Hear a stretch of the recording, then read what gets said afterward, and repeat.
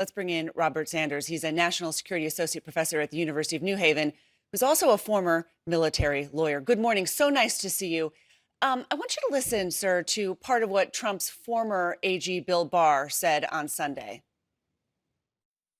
Shocked by the degree of sensitivity of these documents and how many there were, frankly. And so the government's agenda was to get those, protect those documents and get them out. And I think it was perfectly appropriate to do that. It was the right thing to do. And I think the counts under the Espionage Act that he willfully retained those documents are solid counts. As someone well-versed in national security issues, what's your reaction? Well, for the first time in many a year, I agree with Bill Barr. He went on to say that if only half of what was shown in that indictment was proven, Donald Trump would be convicted. And I agree with that as well. Have you spoken to fellow national security experts about the indictment since Friday? You know, what has been the reaction from the community? Well, the ones I've spoken with have been shocked. But on the other side of that coin, Donald Trump has done a lot of things to shock us over the tenure of his presidency and his post-presidency.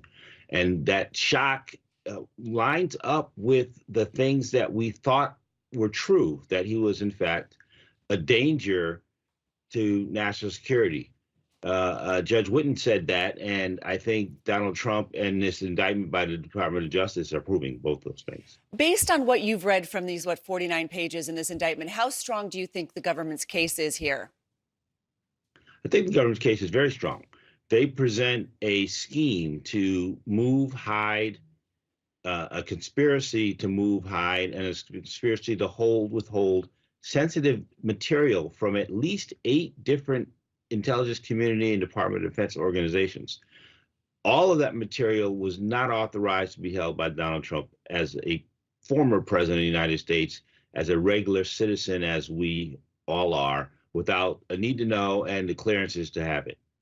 Lastly, none of that material was held in the SCIF, the special sensitive compartmentalized facilities, where these type of materials need to be in order to protect them. We know that Trump is expected to meet with his legal team today. I guess it's worth noting that 2 of his former lawyers left the team on Friday. In your view, I mean, in the national security realm, what might their defense strategy look like going forward here?